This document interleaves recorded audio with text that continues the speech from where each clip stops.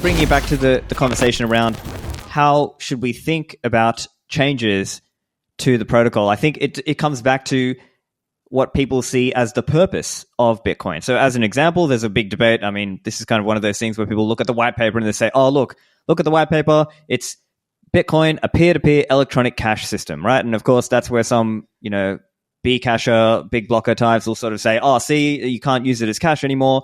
And then maybe somebody else might counter to that and say, well, actually, what we mean by cash is final settlement. And by that, we're sort of thinking closer to this idea of, as you said, digital property, digital money. And so do you want to just spell out some of your ideas on Bitcoin principles as they relate to, what the purpose of Bitcoin is and what sorts of changes, if any, should be considered?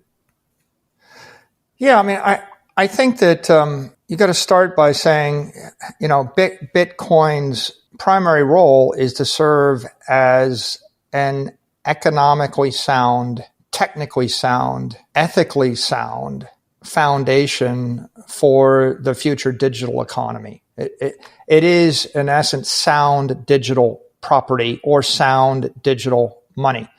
I've described it as digital energy, but you could think of it as digital material. How do we manifest $100 trillion of real value in cyberspace, right? How do we do that and make that stable, right? Before Bitcoin, all money, all financial transactions in cyberspace are based on credit, right? There is no digital money. There's only digital credit in the world before Bitcoin. So I send you $1 billion or $1 million. It's a credit on Visa network or on a banking network. And if the analog real world institution chooses to honor the credit, then the money changes hands. But we've talked about the problem with that before. Like I want to send $1 million 40 times, and every time I lose 2.5%, and it takes 1 month. And so it takes 4 years to move the money 40 times, and I lose all the money, right? In essence, after 40 vibrations of the money, it's gone. So the world of credit money isn't a foundation to build anything lasting or functional in cyberspace. So Bitcoin's primary role is to serve as a digital monetary foundation for the future of humanity. And if there's $900 trillion worth of stuff circulating right now, 0.1% of that is digital money, as we understand it with Bitcoin. If we want to actually move into the 21st century, into the cyber economy, you could imagine that we should be getting to 100, 200, 300, 500 trillion dollars worth of monetary value circulating digitally.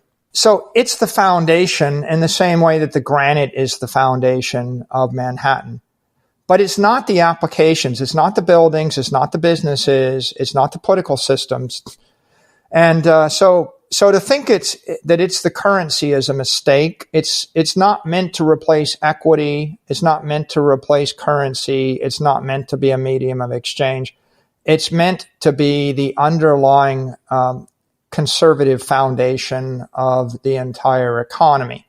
Now, that being the case, I think that people that they live for digital currency. They just waste all their time chasing after the wrong thing and debating the wrong thing. Currency is not even that valuable.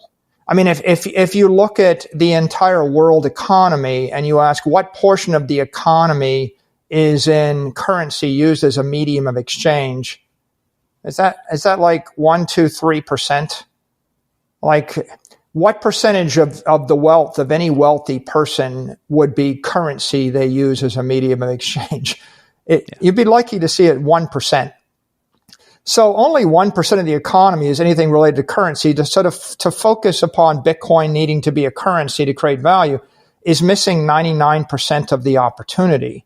The real value of Bitcoin is if I put the other $900 trillion into the digital ecosystem, I could defeat inflation, which is decimating 10% of all the wealth in the world every year, right? That's a big idea. Or I can move the money 1 million times a second instead of one time a month.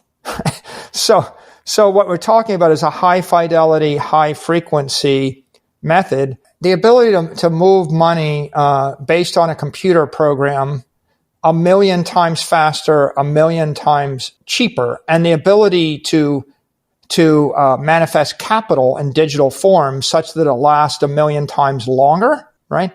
That's the breakthrough, right? 1 million times 1 million times 1 million, right? It's a lot better, right? And so I think that the purpose of Bitcoin is that it's to basically manifest the economy in digital space. It's the digital transformation of capital. If there's $900 trillion of capital, what if half of it could be transformed digitally and you move $450 trillion into cyberspace?